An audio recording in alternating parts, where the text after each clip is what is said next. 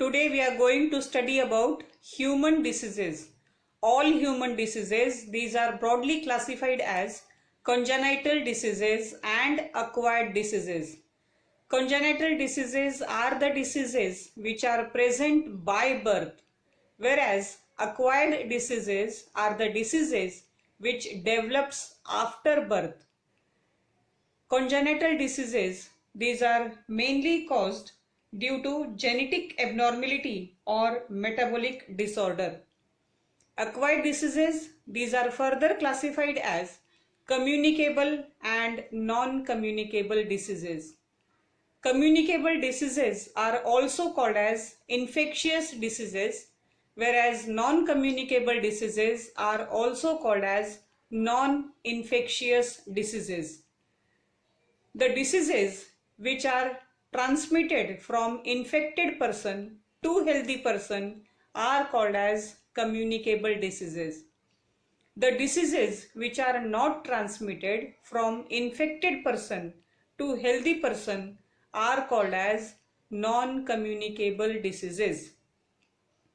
Communicable diseases are mainly caused by pathogens or vectors, whereas non-communicable diseases are mainly caused due to allergies, malnutrition, and illness due to lifestyle, environmental changes, and cell abnormalities. Communicable diseases, these are mainly caused by causative agents such as bacteria and viruses. There are no such causative agents in case of non-communicable diseases.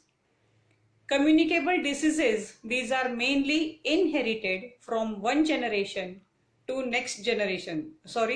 Communicable diseases, these are not inherited from one generation to next generation, whereas non-communicable diseases, they are inherited from one generation to next generation. As the communicable diseases, they develop immediately, it is an acute type of disease, whereas non-communicable diseases, as it develops over a period of time and lasts for longer time, these are called as chronic type of diseases. The example of communicable diseases is AIDS, TB, malaria, dengue, cholera, etc. The example of non-communicable diseases, heart diseases, diabetes, cancer, allergies, etc. So these were some of the differences between communicable and non-communicable diseases. Communicable diseases, as we have already said, these are mainly caused by pathogens, and all disease-causing organisms, they are called as pathogens. So the different types of pathogens can be bacteria, virus, fungi, helminth, worms, etc. Now these pathogens, they make use of some other organisms to reach us, and these other organisms are called as vectors. The vectors are actually parasites which live in or on the body of the organism. The parasites are further classified as ectoparasite and endoparasite.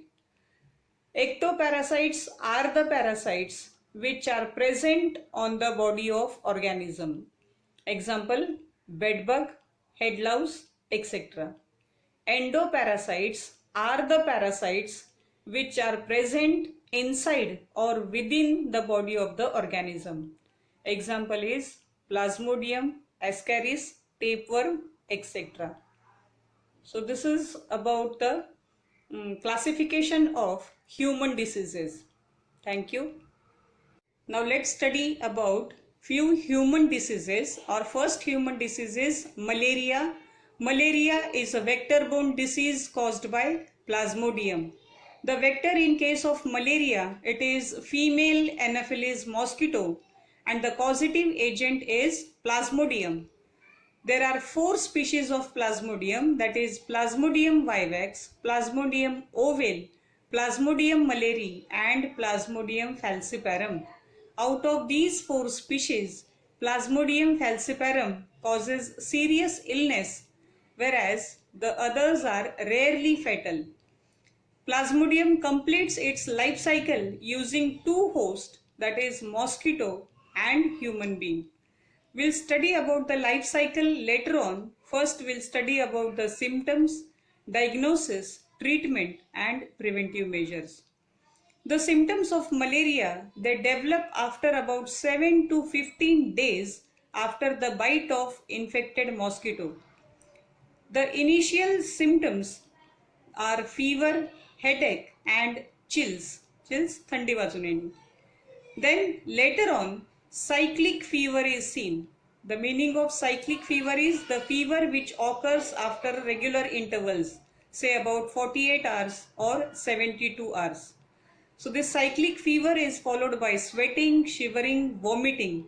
Another symptoms include arthralgia, that is joint pain, anemia, this is due to destruction of RBCs, and hepatomegaly, this is enlargement of liver. Mode of transmission, the most important thing, this was asked in the board exam of 2019. What is the causative agent of malaria?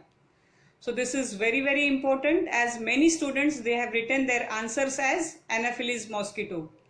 But the correct answer is the mode of transmission of malaria is Plasmodium, which is transmitted from one person to other through insect vector, that is female Anopheles mosquito. Now how will come to know that a person is suffering from malaria, or what is the diagnosis, or what is the test that is done? A blood test is conducted and the microscopic study of blood smear showing presence of Plasmodium indicates that the person is suffering from malaria. Now the treatment that is given for malaria includes artemisinin combination therapies. Its short form is ACT, which is recommended by WHO, that is World Health Organization, as first and second line of treatment for malaria. ACT or artemisinin combination therapies is nothing but combination of artemisinin with its partner drug such as sulfadoxine, pyrimethamine, artesunate, and quinine is also used in addition to this, which includes mefloquine, chloroquine, doxycycline and hydroxychloroquine. We are all aware of this, or we are all familiar with this name, that is hydroxychloroquine, which has been used for the treatment of COVID-19 or corona, which has threatened many lives. What are the preventive measures or control for malaria?